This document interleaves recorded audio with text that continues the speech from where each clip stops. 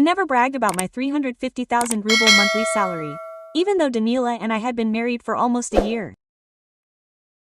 One day, he invited me to meet his sister, who was married in Turkey and didn't show up for our wedding. I decided to joke around, playing the role of a poor village girl. But as soon as I stepped into the apartment, before continuing, please subscribe to the channel and leave any comment. Your support helps us grow the channel and share even more stories with you. Enjoy listening. Danila stood frozen by the mirror in the hallway, adjusting his shirt collar for the third time in a minute. I watched him from around the corner, leaning against the doorframe. Usually, my husband was confident. He was an IT specialist with a good salary, who could afford an apartment in the city center, and vacation in Georgia twice a year. But today he was nervous, like a schoolboy before an exam. "Lira, are you ready?" he shouted, even though he could see me perfectly well in the reflection.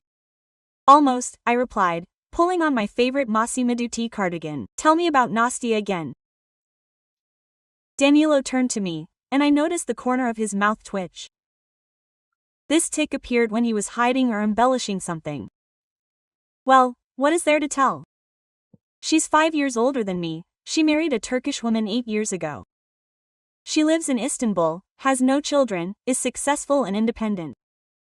My husband was silent for a moment, then added, "It's just that, she's used to a certain level. After moving to Turkey, she became a little arrogant." Quote. I chuckled. In a year of marriage, I learned to read Danilo like an open book. A certain level meant that Nastia was rich and liked to remind people of it. A little arrogant, that she looked down on everyone. And judging by the way my husband was wringing his hands, my sister was quite the woman. "And she never asked what I do," I asked innocently. "Of course I told you work in an office. Anyway, she thinks you're a secretary or something." Quote. That's it. Danilo wasn't just being modest. He was simply embarrassed to tell his sister he'd married a woman who earned more than him. My job as director of strategic development at a large IT company, with a salary of 350,000 rubles, had somehow transformed into working in an office. I felt my insides boil, but I held back. This wasn't the time to start a showdown. Besides, the situation struck me as absurdly funny. A grown man afraid to admit to his sister that his wife is more successful than him. So now I'm supposed to pretend to be a downtrodden little mouse serving coffee to the boss? "Lur, you don't mind?" Danilo looked at me with pleading eyes. "Well, I don't want any unnecessary questions. Nastia's only here for 3 days. We'll meet, chat, and that's it." 3 days? Quote. I asked. "Where is she staying?" "With Mom. But Mom's at the dacha today, so Nastia invited us over for dinner. She's cooking some Turkish dish and wants to treat us." A plan formed in my head. A crazy, stupid, but damn tempting plan. Why not really play the role, but not a drab secretary, but something more colorful? Let the arrogant sister get what she expects. A meeting with her brother's unsuitable wife. Quote. "Okay," I said, heading to the bedroom. "I'll change." Danila breathed a sigh of relief, unaware of what he'd gotten himself into. Half an hour later, I emerged from the bedroom wearing old jeans with scuffed knees, a cheap blouse from the market, and sneakers. I pulled my hair back into a loose ponytail. I'd washed off all my makeup, leaving only foundation. To complete the look, I threw on a worn jacket and grabbed a shabby bag I'd carried in my student days. Quote. "Do you think she'll pass for a secretary?" I asked, feigning a shy smile. Danilo stared at me, his eyes wide. It seemed my plan had worked too well. "Lur, are you serious?" Danilo looked at me as if I'd turned into an alien. "Why so radical? What, you don't like it?" I deliberately made my voice a little higher and more hesitant. "You said yourself that she's used to a certain level. Now let her appreciate the level you've allowed yourself." My husband opened his mouth to say something, but then changed his mind. Confusion was evident in his eyes. On the one hand, he knew he'd pushed the situation to the point of absurdity. On the other, it was too late to back out. On the way to my mother-in-law's house, where Nastia had temporarily settled, I mentally rehearsed the details of my role. I'll speak with a slight provincial accent. Luckily, I'm from a small town. I'll add a bit of vulgarity to my manners. I'll admire everything. And most importantly, I'll demonstrate complete ignorance in the very matters where my sister would like to show off her erudition. Quote. Listen, Danila said as we pulled up to the house. Maybe we shouldn't. Nastia's not that scary, she's just peculiar. What does specific mean? I asked, adjusting my ponytail. Well, she thinks she understands people at first glance and loves to guide and give advice, especially about how to live the right way. Excellent. So, I was about to meet a local guru who fancied herself an expert on other people's destinies. So much the more interesting. We went up to the 4th floor. Danila rang the bell, and a few seconds later the door swung open. Nastia was exactly how I'd imagined her. Tall, fit, with perfectly coiffed hair and a manicure that clearly cost a pretty penny. She was wearing a dress that cost at least my monthly salary. I recognized the style from a Turkish designer. I'd seen it on a friend's social media account, but the important thing wasn't the clothes, it was her facial expression. Nastia looked me up and down. I saw something between disappointment and malicious satisfaction flicker in her eyes. Quote. Danielka, she exclaimed, hugging her brother. Finally. And that means it's your lira. She extended her hand to me as if doing me an honor. I shook it deliberately, a little harder than necessary, and smiled broadly. Oh, how nice to meet you. Danila told me so much about you. You're so beautiful, just like a model. Nastia smiled graciously. Thank you, dear. Come in, take off your shoes. I was just cleaning yesterday. The apartment's transformation was astounding. Not the size, but the number of expensive trinkets that literally filled every available space. Turkish rugs, Murano glass vases, porcelain figurines, paintings in gilded frames. It all created the feeling of a museum shop, where you're afraid to knock something over. Quote. Wow! I exclaimed, my eyes wide with enthusiasm. How beautiful it's become here in just one day, like something out of a movie. And is this all from Turkey? Not only that, Nastia answered proudly. This vase is Venetian glass, and the painting is the work of a contemporary Istanbul artist. My husband and I often go to auctions, you know. She said, my husband and I, with a special intonation, emphasizing that she belonged to a special caste of people who can afford to buy art. And what does your husband do? I asked, sitting down on the sofa and looking around admiringly. Mehmet owns a chain of hotels in Antalya, Zolовka replied. Her voice held a hint of superiority. Quote. We met when I was vacationing at one of his hotels. Love at first sight, you know. Danila was sitting next to me, trying hard to feign interest. But I could see how tense he was. How romantic. I croaked, clapping my hands. And I met Danila on the bus. He gave up his seat for me because I was carrying heavy bags. I was coming from the store. Danila choked, and Nastia pursed her lips slightly. The story of meeting on the bus clearly didn't fit with her idea of how decent people should meet. Quote. Oh, right, she drawled. Danila said that you work in an office. Her intonation betrayed poorly concealed disdain. I decided to add some color. Yeah, secretaries. Well, an office manager's assistant, to be precise. I brew coffee, crochet documents, answer phones. Nothing too complicated. I sighed, at least it's close to home, and the bosses aren't too picky. I see, Zolовka nodded. And I saw her face light up with a barely noticeable triumph. Apparently, her worst fears had been confirmed. Quote, "Do you have any plans for the future? I mean plans?" I feigned confusion. "Well, children, Daniela probably wants a son, and I'm thinking maybe I should take a manicure course. They say the pay is good and you can work from home." Daniela sat on pins and needles. It was clear from his face that he regretted his plan, but he couldn't stop the performance. Quote, "A manicure is, of course, not bad," Nastia remarked condescendingly. "Well, you know, my dear, in our time a woman should develop herself, read, be interested in culture and art. For example, I recently completed an art history course at Istanbul University in English, by the way." "Oh, how wonderful," quote, I exclaimed in admiration. "And what English? I only studied it at school, but I've already forgotten everything except hello and how are you?" The relative was taken aback for a second by this question, then smiled condescendingly. "In English, my dear, there is no other language."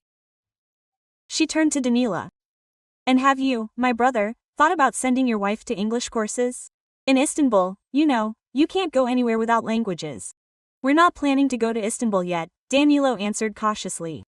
"And in vain," Zolowka exclaimed, clearly getting into the swing of things. "Europe, culture, opportunities. True, life is expensive there, you need a certain level of income." Quote. She looked at me meaningfully.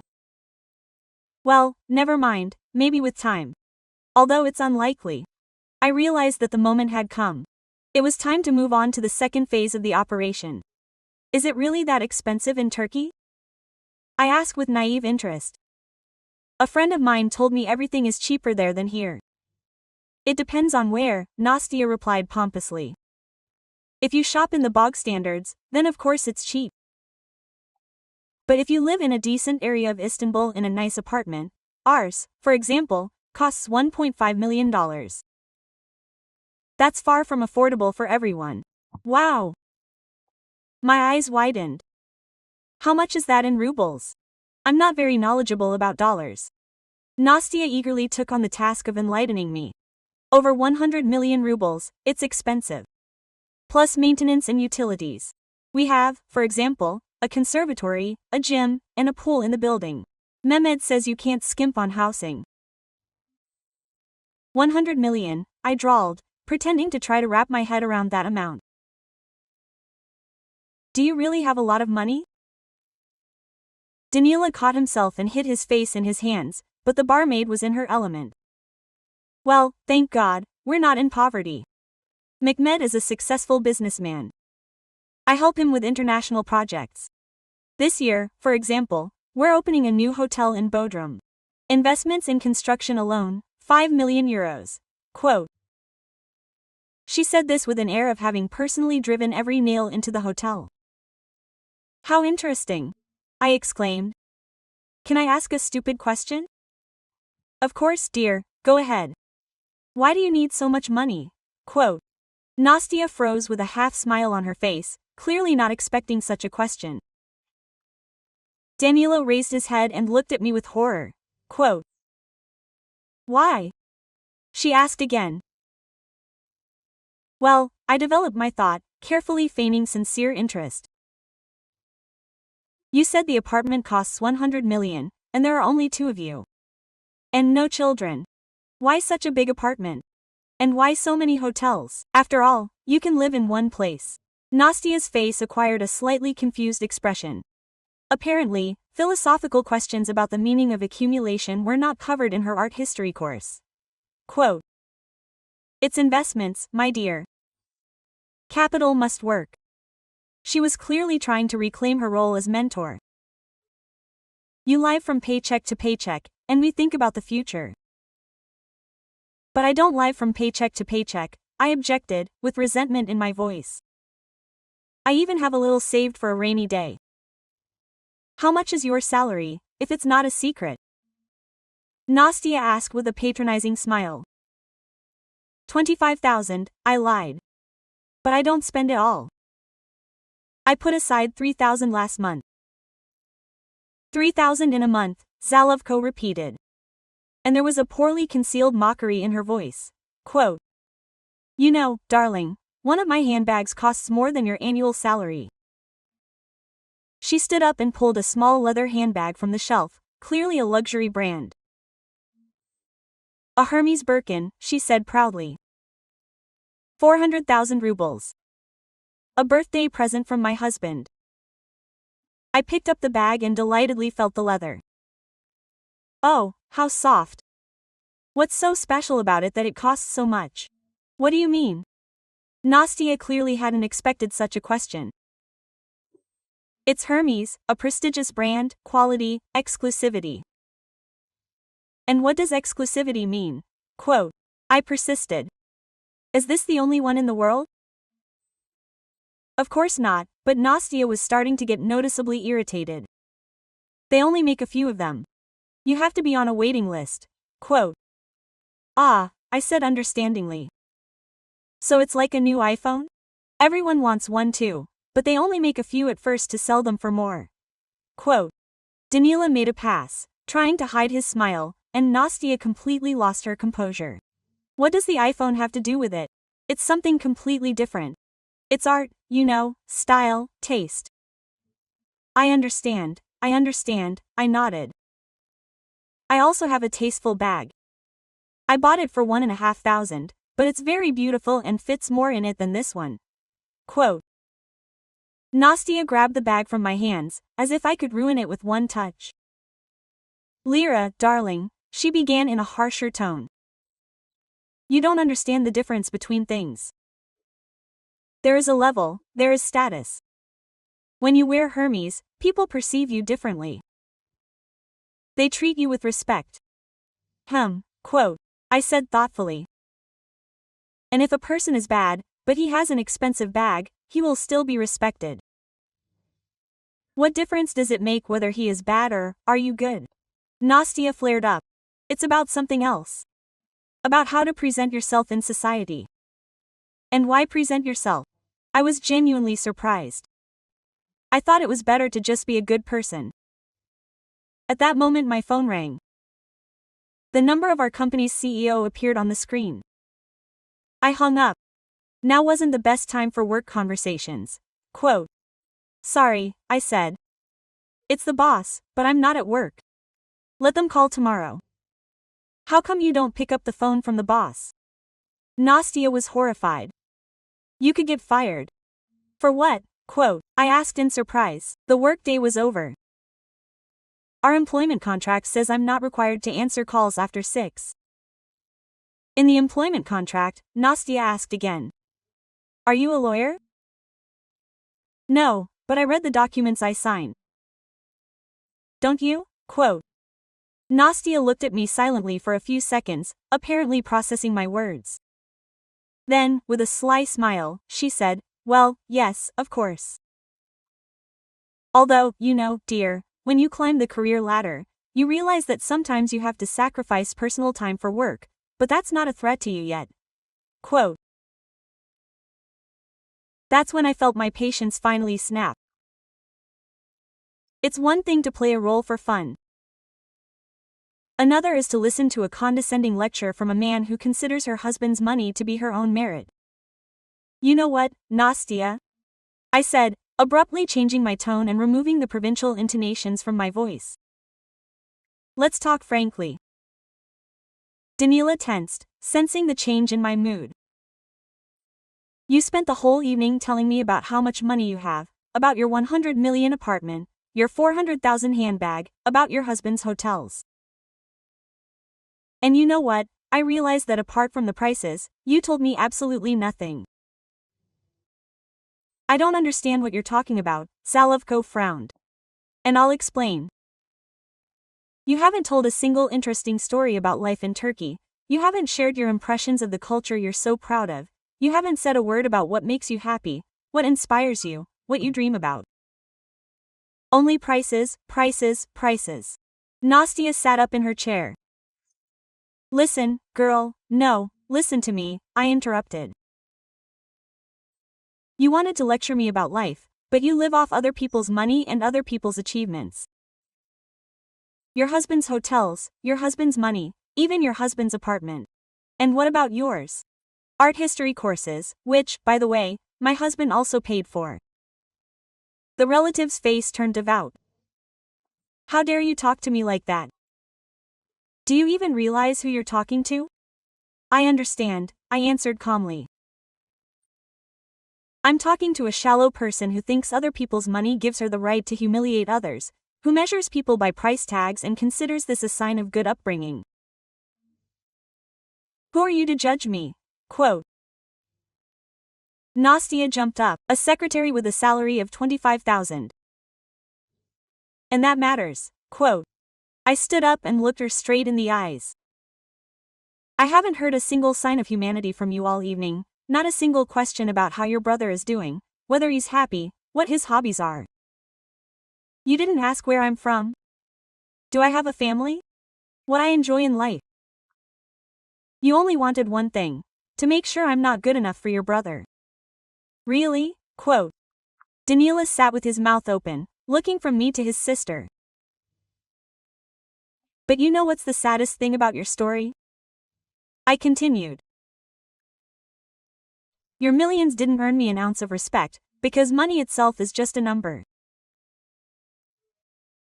Respect comes from actions, your attitude toward people, your capacity for compassion. And I'm sorry, I didn't notice that in you. What? How dare you? Quote. I whispered slyly. Well, no one talked to me. Yes, I believe you, I nodded. People probably prefer to keep quiet so as not to lose your handouts, or they simply don't want to get involved with an unpleasant person. I picked up my shabby bag and headed for the exit.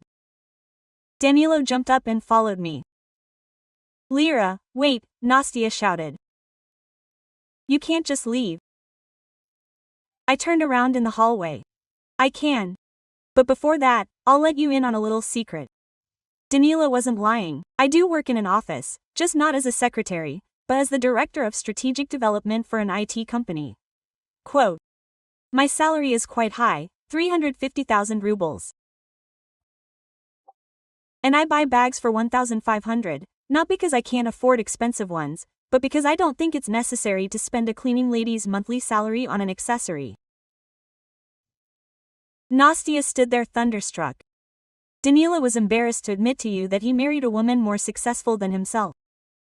But after tonight, I understand why. Not because of the money, but because of your character. He simply didn't want to put me to the test. By meeting you. It's sad. We left the apartment to a deafening silence. In the car, Danila couldn't come to his senses for a long time. Finally, he exhaled. Lur, forgive me. I understand how it looked. She's always been like this, and I'm used to not arguing. Not arguing is one thing, I replied. But hiding your wife's achievements is quite another. You're right. My husband took my hand. You know, I'm proud of you. Not just your work and salary. I'm proud of how you carry yourself, how you treat people, and I'll never hide your achievements and awards again. On the contrary, I promise. 2 days later, Nastia flew to Turkey without calling to say goodbye. And yesterday, Danilo posted a photo of us together on social media with the caption, with my beloved wife, the smartest and most successful woman in my life. M.